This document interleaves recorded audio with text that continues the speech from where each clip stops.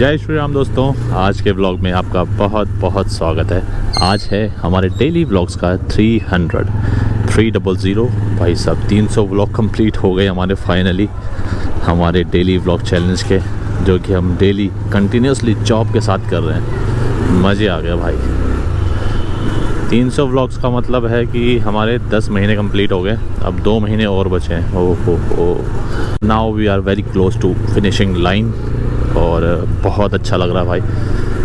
एक फीलिंग ये जो आ रही है ना, अमेजिंग फीलिंग है।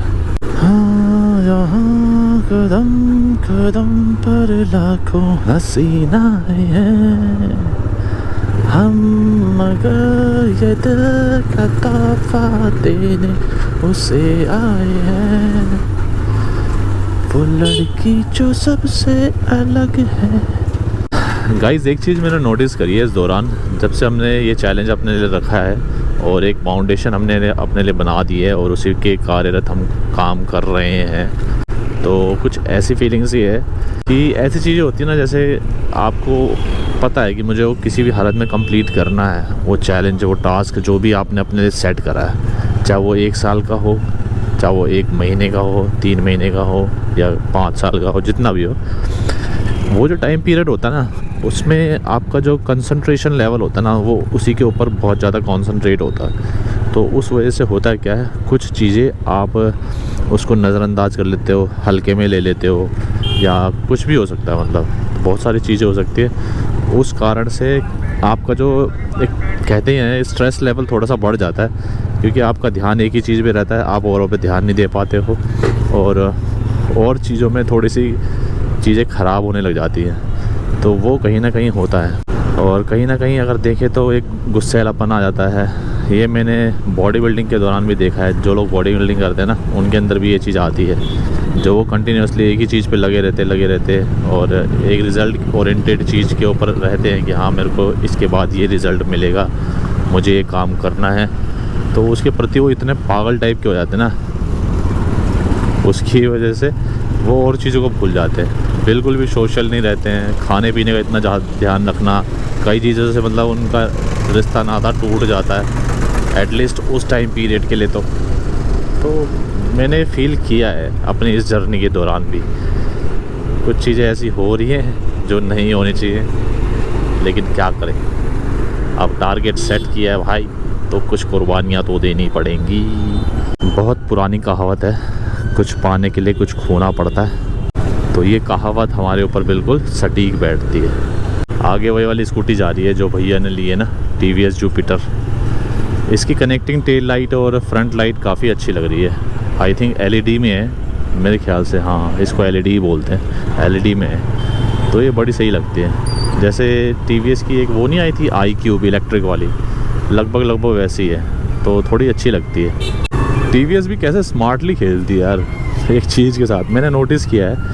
TVS जब आई थी ना स्कूटी जुपिटर, तो सबके जो टैंक्स हैं वो नीचे आते थे, गद्दी के नीचे। तो जब वो पेट्रोल भरवाने जाते थे ना, तो गद्दी उठाते थे और फिर उसमें पेट्रोल डलवाते थे।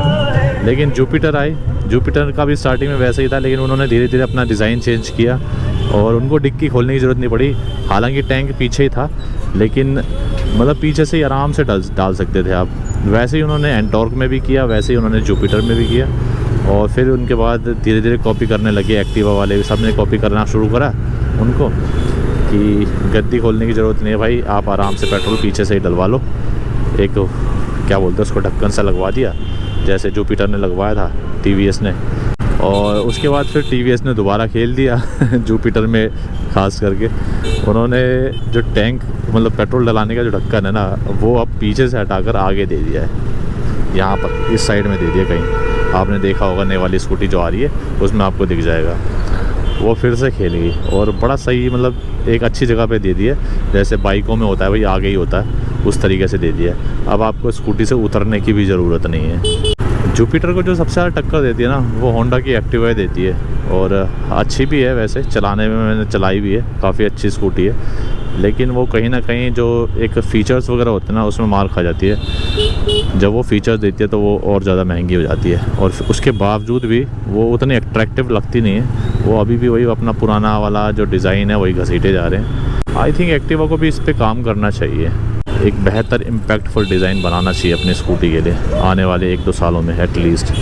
गाइज़ आज हमने ले लिया है दूसरा रूट। अचानक से मेरा हाथ इस तरफ को मुड़ गया और हम दूसरी तरफ से आ गए। यहाँ पर मेट्रो का काम चल रहा है ना, तो कभी कभार थोड़ा सा जाम रहता है, लेकिन एक चीज़ है, अब मेट्रो भी बन गई और ये फ्लाईओवर भी बन गया, तो भाई साहब रोड इतनी चौड़ी चौड़ी सी लग रही है, दोनों तरफ रास्ते हो गए, नीचे भी ऊपर भी। ऊपर वाला फ्लाईओवर भी मस्त है, काफ़ी चौड़ा फ्लाईओवर है। दिल्ली में ना जब से कनेक्टिंग फ्लाईओवर्स बनाए गए ना, इसकी वजह से इतना बढ़िया हो गया, सटासट ये लगा लो कि 4-4 किलोमीटर 5-5 किलोमीटर लंबे फ्लाईओवर बन गए, आप सटासट दिल्ली में वहाँ पर पहुँच जाते हो। अगर इस वाले फ्लाईओवर की बात करें ना, ये लगा लो आप जनकपुरी से कनेक्टिंग होते हुए आता है और लगभग ये बाईपास तक जाता है, सटासट सटासट सटासट, ऊपर ही ऊपर। TVS कंपनी ने ना पता नहीं एक काम ऐसा क्यों किया, TVS 113 में तो निकाल दिया भाई, 113 सीसी वाली में वो नेक्स्ट लेवल डिज़ाइन। 125 में अभी भी वही पुराना वाला घसीट रहे हैं, हालांकि ये भी अच्छी लगती है लेकिन वो थोड़ा ज़्यादा अच्छी लगती है। और इसी के साथ हम लोग पहुंच गए हैं 10:04 हो रहे, पंजाबी बाग पहुंच गया भाई, नाइस बाइक। चलिए जी कानमपुरा भी पहुंच गए हैं और आई थिंक टाइमली ऑफिस भी पहुंच जाएंगे। तो हम लोग पहुंचते हैं ऑफिस, करते हैं अपनी आज की दिहाड़ी पूरी और आपसे शाम को मिलते हैं। चलिए भैया फाइनली ड्रेसअप कर लिया है हमने, चेंज कर लिया है, हाथ मुंह धोते हैं और चाय पीते हैं थोड़ा सा, फिर आपको मिलते हैं थोड़ी देर में। अभी नव्या तो लगी हुई है अपना कार्ड देखने में, तो तब तक हम सोच रहे थे कि अपना एक काम कर लें। एक्चुअली हमें एक बोर्ड बनाना है और उसी में लगे हुए हम लोग। ये लगभग काफ़ी तैयार तो हो गया है, बस इसको कंप्लीट करना है फाइनल। नब्बू ने बहुत तेज़ आवाज़ कर रखी है, बस छोटा मोटा और काम रह गया है, अपना व्हाट्सएप ईमेल और इंस्टाग्राम डालना है हमको यहाँ पे नीचे। इसको कंप्लीट करते हैं फटाफट से। 2 hours later.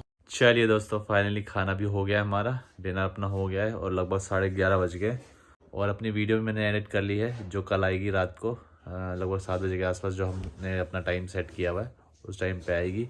आप लोग एंजॉय कीजिएगा और आज वाली वीडियो को भी यहीं एंड करते हैं। आप लोगों से कल मिलते हैं नेक्स्ट वीडियो में, तब तक के लिए bye bye, take care, good night, अपना ध्यान रखिए।